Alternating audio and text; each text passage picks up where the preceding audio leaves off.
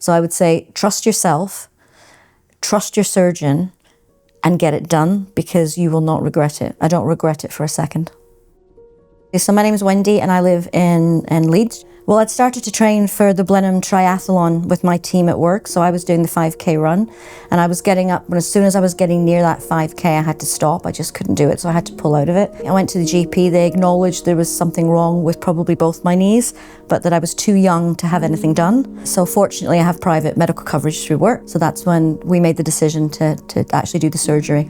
The range of movement in my knee is absolutely perfect. My activity has soared through the roof. My advice to anybody: find somebody that you trust. James has, and I can't understate it, given me my life back.